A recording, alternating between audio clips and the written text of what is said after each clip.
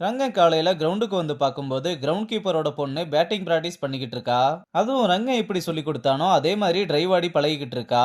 அங்க கட் பண்ணா தியோ கிரவுண்டுக்கு வந்ததும், சீனியர் இன்னைக்கும் பேட்டிங் அண்ட் பவுலிங் பிராக்டிஸ் தானான்னு லாரா கேட்க, உனக்கு ஃபீல்டிங் முடிச்சிட்டு தான் பேட்டிங் பண்ணணும்னு தோணுச்சுன்னா அப்படியே பண்ணு, எதுனாலும் உன் இஷ்டம் தான் சொல்லிட்டு இந்த பக்கம் வந்து லவ் ஒர்க் அவுட் ஆன குசியில ரொம்ப சந்தோஷமா இருக்கா.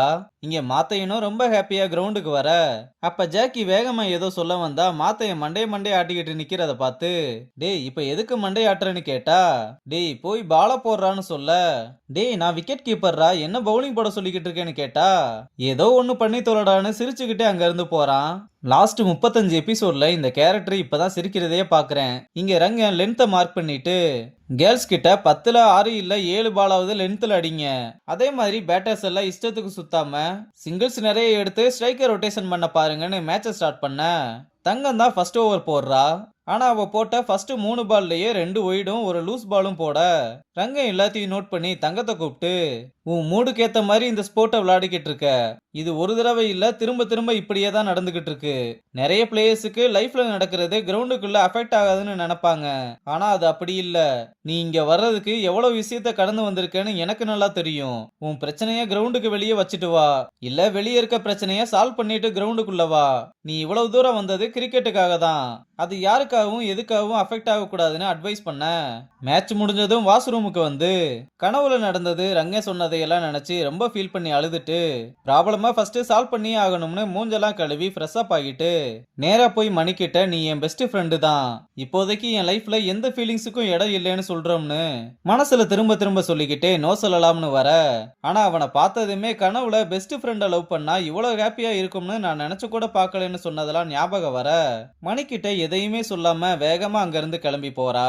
ஆனா இத மணி தப்பா புரிஞ்சுக்கிட்டு வீரா கிட்ட, டேய் நான் அவளோட பெஸ்ட் ஃப்ரெண்டுடா, லவ்வ சொன்னதும் ஃப்ரெண்டாச்சு மண்ணாச்சுன்னு தூக்கி போட்டு போயிட்டான்னு ரொம்ப ஃபீல் பண்றான். அப்புறம் ரங்கன் கேர்ள்ஸ் கிட்ட, நம்ம டீமோட ப்ராக்ரஸ் பெருசா சொல்ற மாதிரி ஒண்ணுமே இல்ல, சொல்ல போனா ஆவரேஜ கூட தொடலைன்னு சொல்ல, அதுக்கு காரணமே பொசிஷனை இப்படி சேஞ்ச் பண்ணிக்கிட்டே இருக்கிறது பத்மா சொல்ல, நீ சொல்றது கூட இருக்கலாம் இல்ல இதுவா கூட இருக்கலாம்னு ரங்கம் இல்லாதப்போ கேர்ள்ஸ் எல்லாம் உட்காந்து ஓபி அடிச்சுக்கிட்டு இருக்க வீடியோவை காமிச்சு, ஏதோ நாங்க பயங்கரமான டீம் எல்லாம் ஒன்னா சேர்ந்து ஹார்ட் ஒர்க் எல்லாம் பண்ணுவோம்னு சொன்னீங்க, எல்லாம் பொசிஷனை பத்தி பேசுறதுக்கு முன்னாடி கேமுக்கு எவ்வளவு உண்மையா இருக்கீங்கன்றத நீங்களே முடிவு பண்ணிக்கோங்க. இந்த உலகமே ரிசல்ட் பேசிஸ் தான், ரிசல்ட்டை காட்ட முடிஞ்சா உங்களோட பொசிஷன் உங்களோடது, அப்படி இல்லைன்னா லாஸும் உங்களோடது தான். நான் சொல்ல வேண்டியதை சொல்லிட்டேன், இனியும் ஓபி தான் அடிக்கணும்னா தாராளமா அடிங்கன்னு அனுப்பிவிட்டு பின்னாடியே வந்து மறுபடியும் கோச்சிங்க ஸ்டார்ட் பண்றான். அப்பவும் கிரவுண்ட் கீப்பரோட பொண்ணு ரங்கன் கோச்சிங் கொடுக்கற எல்லாத்தையுமே பாத்துக்கிட்டு இருக்க, ரங்கனும் அந்த பொண்ணு வேடிக்கை பாக்குறத பார்த்ததும் அங்க இருந்து கிளம்பி போயிடுறா. அப்புறம் லோக்கல் கிரவுண்ட்ல பசங்க கூட அந்த பொண்ணு ஓப்பனிங் இறங்கி போடுற பால் எல்லாத்தையுமே பிரிச்சு எடுக்கிறா.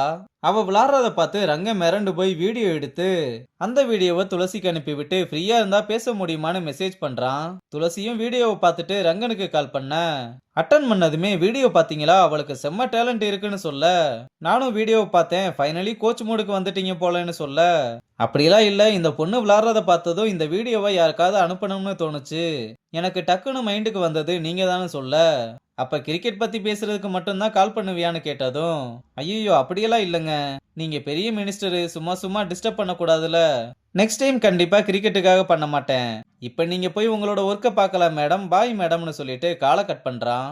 அங்க கட் பண்ணா வினய் ரிஷியை கூப்பிட்டு போறதுக்காக மூட்டை முடிச்செல்லாம் கேட்டுட்டு வெளியே வரும்போது, அப்ப மணி அங்க வந்து, சார் நான் உங்களோட பெரிய ஃபேன், நீங்க நடிச்ச எல்லா படத்தையுமே பார்த்திருக்கேன்னு சொல்ல, ரிஷியும் இவன் தான் என்னோட ஃப்ரெண்டு மணின்னு சொல்லி அறிமுகப்படுத்துறான்.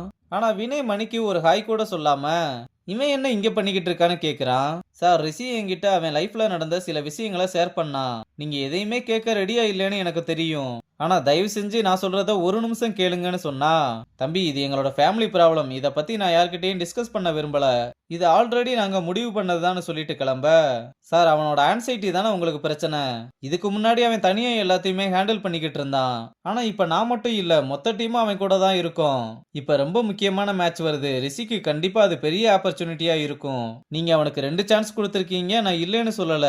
ஆனா ஃபைனலா ஒரே ஒரு சான்ஸ் எங்களுக்காக குடுங்கன்னு ரொம்ப ரெக்வெஸ்ட் பண்ணி கேட்க, அப்ப ரிஷியும் ஃபர்ஸ்ட் டைம் எனக்காக எல்லாம் டீமா வந்து நின்னாங்கப்பா. எனக்காக ஒரு சான்ஸ் குடுங்கன்னு சொல்ல, மணியும் இந்த மேட்ச் முடியிற வரை அவனுக்கு டைம் குடுங்க. அவனுக்கு எதுவும் ஆகாம நாங்க பாத்துக்கிறோம்னு கன்வின்ஸ் பண்ண, வினயும் ரிஷி கிட்ட உனக்காக நின்னாங்க, உன்னை டீமா பாக்குறாங்கன்றதுக்காக நான் உனக்கு இன்னொரு சான்ஸ் குடுக்குறேன். ஆனா இதுதான் கடைசி, கேம்ல ஒழுங்கா கான்சென்ட்ரேஷன் பண்ணுன்னு சொல்லிட்டு கிளம்புறாரு. அப்ப மணி ஐயோ ஆட்டோகிராஃப் வாங்க மறந்துட்டேனேன்னு பின்னாடியே போக, டேய் டேய் போதும்டா ஓவரா பண்ணாதன்னு கூப்பிட, சரி விடு நம்ம ஜெயிச்சுட்டு அவருக்கு ஆட்டோகிராஃப் போடலாம்னு வீட்டுக்குள்ள போறான். அவன் போனதுக்கு அப்புறம் ரிஷியும் மணிக்கு தேங்க்ஸ் சொல்றதோட இந்த எபிசோட முடிச்சிருக்காங்க.